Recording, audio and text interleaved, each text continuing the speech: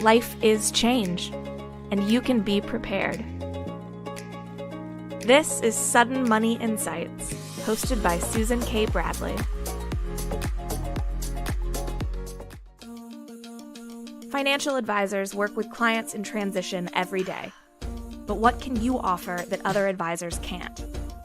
Become a certified financial transitionist through the Financial Transitionist Institute. We go beyond traditional CFP training to provide you with the tools you need to support your clients on the human side of life's big transitions. Learn more by visiting financialtransitionist.com. Hi, everybody, and welcome back to another edition of Sudden Money Insights. Today, we get to spend some time with Junko Horwath, who made her way from Japan to Atlanta and started a financial planning career that has been helping people for quite a long time and in some unusually wonderful ways. So let's start by asking you, Junko, could you tell us, how did you get into financial planning? Did you start in Japan or did you start in the US? In the US. Yeah, so I was a student mostly in Japan. And how I started was because of how I grew up in Japan. My parents are traditional Japanese family. My father was a corporate executive and my mom was a homemaker. And my father, who rests in peace in heaven, he was very sweet, kind person, but he never disclosed to my mom how much he was making and how much we had in savings. Instead, my mom was given allowance every month to buy what's necessary to the household. And I was always curious why my mom doesn't say anything about that. And she seems to be content with the amount, and she never questioned about that. But each time they fought and had some issue, she came to me and she said, Junko, I want to leave home. And I said to my mom, how could you leave home? You don't have money. You don't even know how much my father is making and how much he had in savings. And also whether he would share with you. How could you leave home? And one day, my mom didn't talk so much about her upbringings. Maybe it was painful. And one day she told me, Junko, my mom died when I was a year and a half, and my father died when I was 11. I didn't have the chance to get an education. And study hard, Junko, get an education. And education will open up doors for you. And don't be like me, so that you won't have to depend on anyone else. And she repeated that.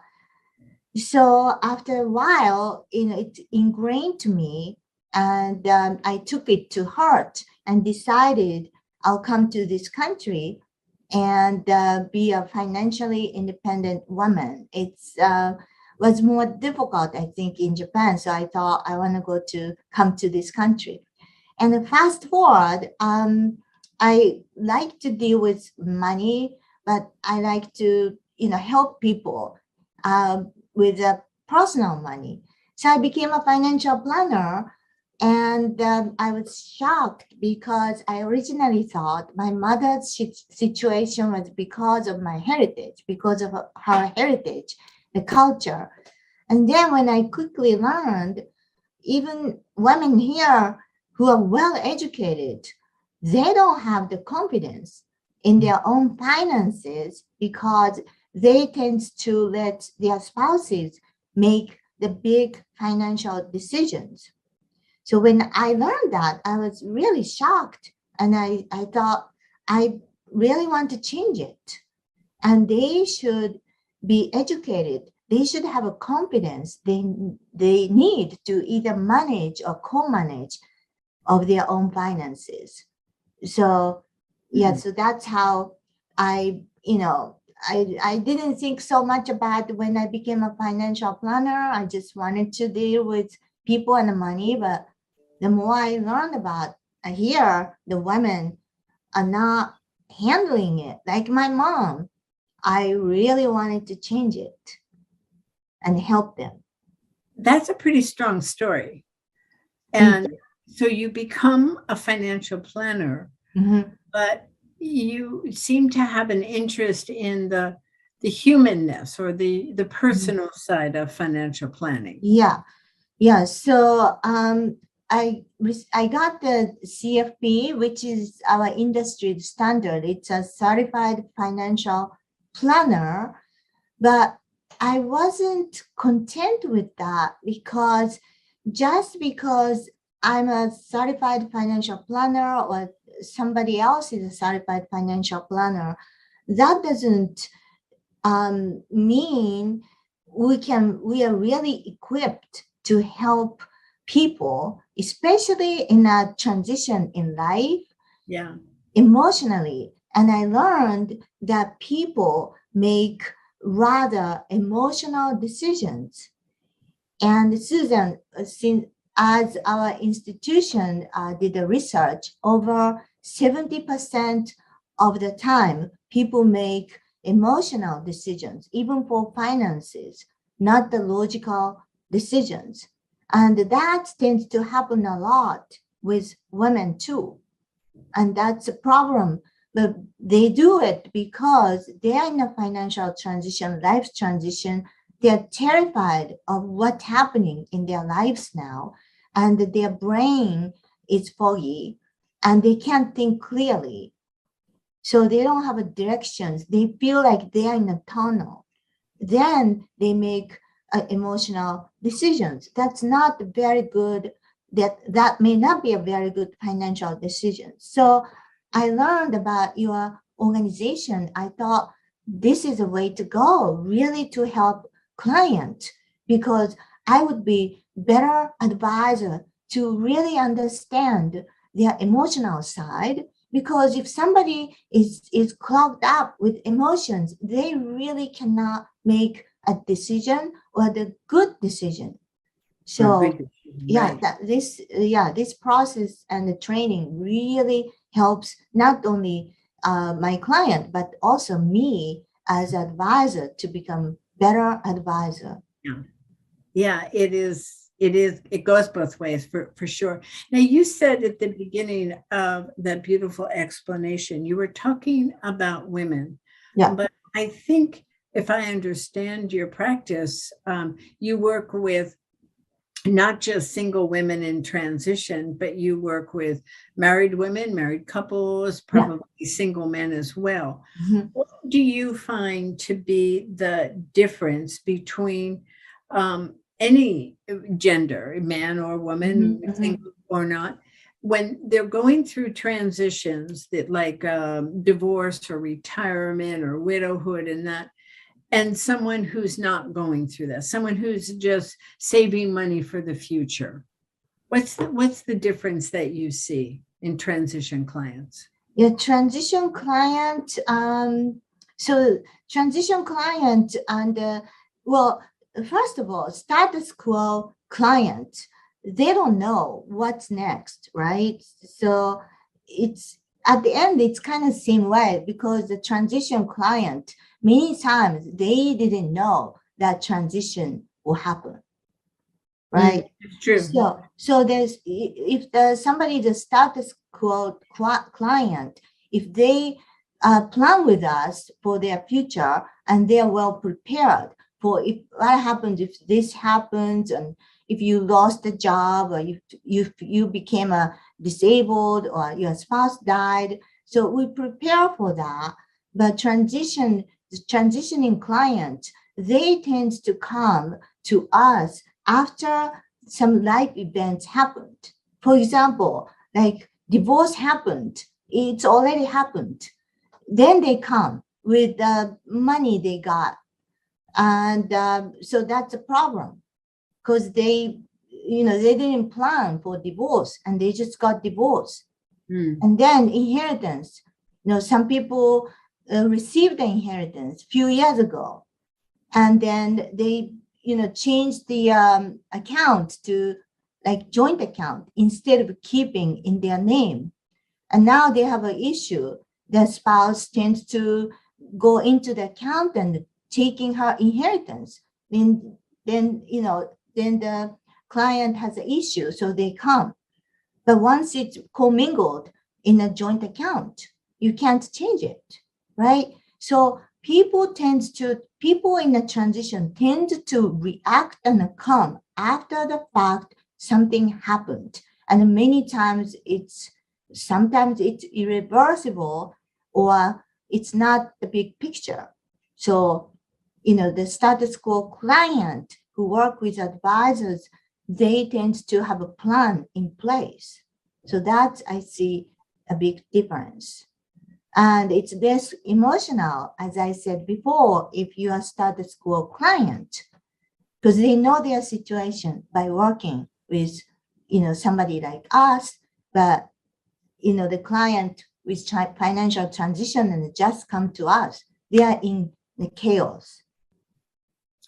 It is true. It is true. And also, you probably see that all your clients will go through transitions at some point, because it's the way life is. Yeah. But you took some time away from your practice to write a book. And I know I've been there. It takes a lot. And you have to really want to get whatever you're putting into that book out into the world. What was your motivation for writing a book?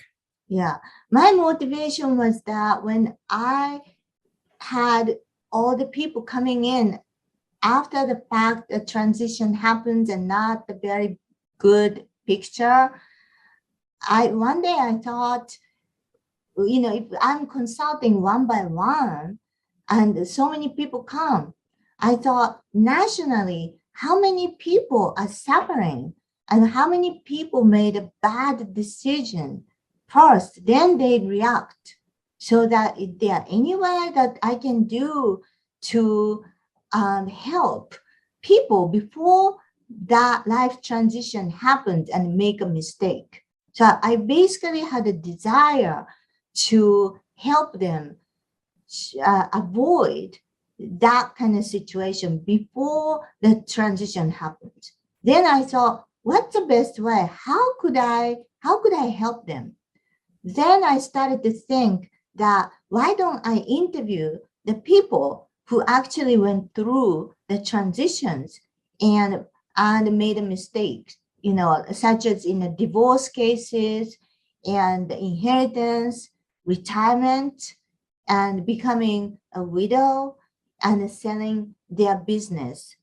And so in those cases, I interviewed 15 to 20 people who actually went through, and the majority of the cases, those are mistakes that they made. That by sharing those stories, other people who are in the same situation, they don't have to make any mistakes. They can learn from other people's mistakes, not their own costly mistakes. Now, I didn't want to just finish my book as just stories after stories of mistakes or some success. I wanted to give a guidance and advice, but I am, just a financial planner. So I interviewed 35 to 40 specialists, such as divorce lawyers and child psychologists relating to after divorce, and the forensic accountant, estate planning lawyers, elder law lawyers, and M&A lawyers, and all those specialists. So you can see in my book that you could see your own situation, or like, oh, this story is like exactly like my mom, that this this professional is talking about, that how professional like divorce lawyer helped those people. This is exactly like my sister. Oh my gosh. So I can tell my sister not to go through that. So that is my dream, to connect to many people and they won't have to make their own mistakes. That's a beautiful gift that you give to people when they can read it and relate and get some information. Yeah. So I wonder, Your experience from interviewing all those people, that took a Yeah. long time, I know. Yeah. It was November 2019 when I started, and I was lucky. I was all over Atlanta. I went to interview 50, 55 people. I finished in February. You know, when that's happened, the COVID. So just before COVID, I finished all the interviews. So I was lucky that I was able to do. I mean, of course, I could do by Zoom meetings, but at that time, you know, people are not using Zooms, and then I wanted to connect with them and to get the real stories. I wanted to connect with them. So yeah, I was able to do that with everyone.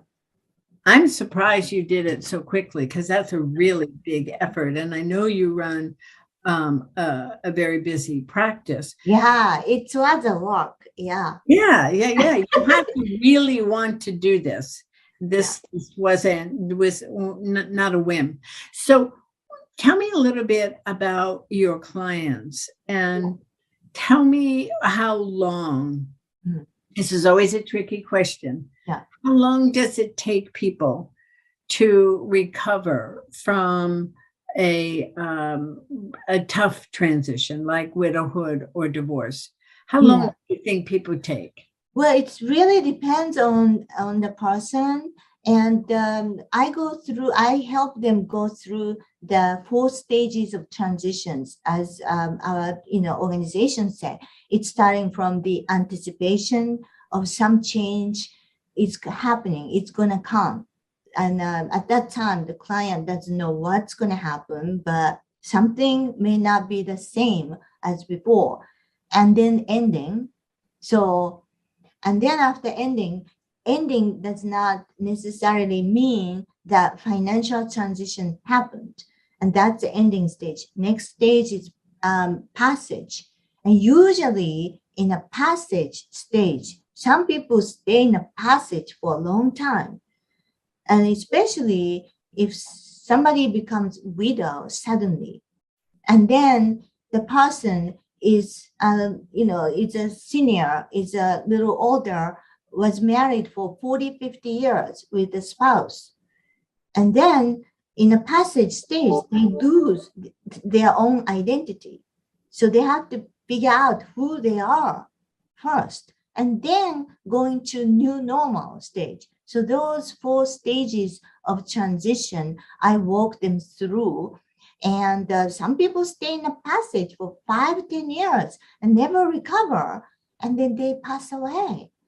And but many people, I am able to take them to new normal stage. And how do I know that when they got to the new normal stage? That is when, from figuring out who they are and very uncomfortable to be alone, to they feel okay and they feel comfortable with uncomfortableness of being alone, and now they're making their own decisions instead of depending on a spouse. So they start to feel like rejuvenated and even like confident, like, oh, I didn't know I'm able to do that when my spouse was doing all that. And wow, I'm not that dumb. I'm so bright. And I encourage that. And so they are so happy that they have a coach like me. And so and then they are doing really well. And that's how I take them through the stage of transition. And what about for couples that Yeah. have a transition? Maybe like the example that you gave it in a negative with the commingling of Yeah. assets. But let's say you figure that out, so that's not a problem. Mhm. But when it could be an inheritance or it could be some business success, Yeah. really changes the way a family can work, and that's a transition itself. Yeah. Have you worked with many of those Yeah, situations? I have worked with many people like that who are inheriting money, and the inheritance is much more than they thought, or they are selling business And then the value of the business is much, much bigger than they thought. And wow, what should I do? I'm not used to this kind of wealth before. And then in that kind of situation, that, not only we make sure that with the money, their life, rest of their lives are okay, but also what's their legacy plan, and what kind of fire they have within. Like, well, some people say, I always wanted to donate more to the charity. I was never been able to do that, but now I have the opportunity. I always wanted to help the orphaned, because I was orphaned, or that kind of things happen. So I encourage them to have a family meetings, and we have meetings including family members, children, and so that's how many times it works. And also I help the international clients. For example, somebody has a green card and then doesn't want to become a citizen here, and then the spouse is a US citizen. And in that kind of situation, many times clients don't know they need a special trust, because if the US citizen client, the husband, the spouse passes away, and then the widow goes back to their own country, then there is an exit tax, hefty exit tax. How do you avoid that?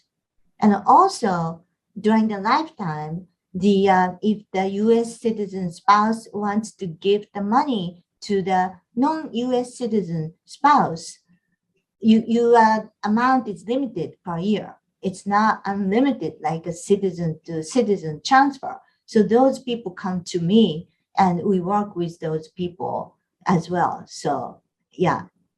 Those are really complex situations that make a long-term difference, don't they? Yeah. If the money is reduced in passing between one spouse to another, is reduced by half or something like that, that's a very big difference.